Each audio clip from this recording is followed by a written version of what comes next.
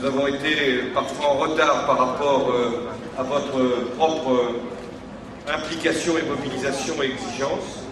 Nous avions, et Nicole l'a rappelé, fait voter, c'était en 2001, une proposition de loi à l'Assemblée nationale, mais elle ne s'était pas traduite ensuite par un vote conforme au Sénat.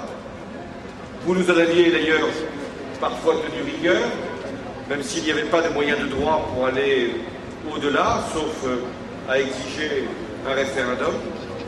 Mais aujourd'hui, dans le cadre de la révision de la Constitution, il faut que la question du droit de vote des étrangers installés dans notre pays depuis longtemps puisse se faire aux élections locales.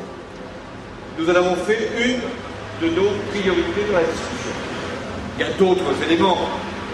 Nous ne voulons pas que le président de la République voit encore son pouvoir renforcé. Nous ne voulons pas qu'il y ait une mise en cause de l'indépendance de la magistrature. Nous voulons élargir les droits du Parlement.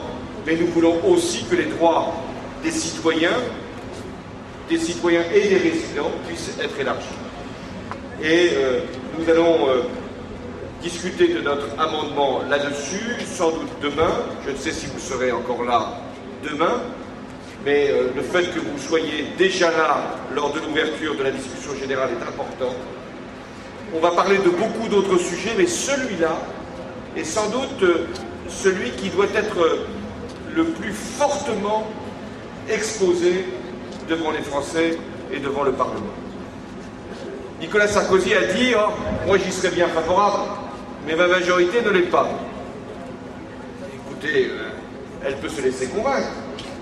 Avant, il y avait un argument, il n'était pas de Nicolas Sarkozy, convenons-en, qui était de dire « Moi je voudrais bien, mais la majorité des Français ne le veut pas. » Mais aujourd'hui, quand on interroge les Français, même si je ne veux pas ici glorifier les sondages, mais quand on interroge les Français sur cette question, ou lorsqu'on organise, comme vous l'avez fait depuis plusieurs années, des votations citoyennes, nous constatons que l'opinion publique, comme l'on dit, je préfère dire les citoyens, sont prêts pour cette évolution du droit.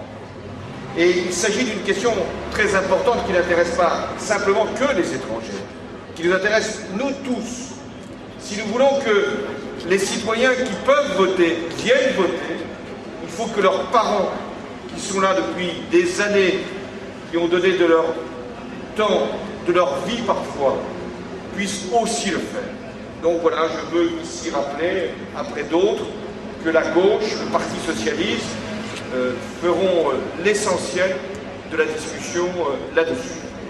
Et je veux que les citoyens comprennent bien qu'il y a là, non pas un amendement de rattachement, où on viendrait introduire le droit de vote des étrangers sur un texte qui n'aurait pas cette vocation, si la réforme des institutions, c'est finalement l'approfondissement de la démocratie et de la citoyenneté, et à cet égard, le droit de vote des étrangers doit y trouver toute sa place. Merci en tout cas, non pas de nous soutenir, merci de nous faire rappel de nos engagements. Ce n'est pas la même chose.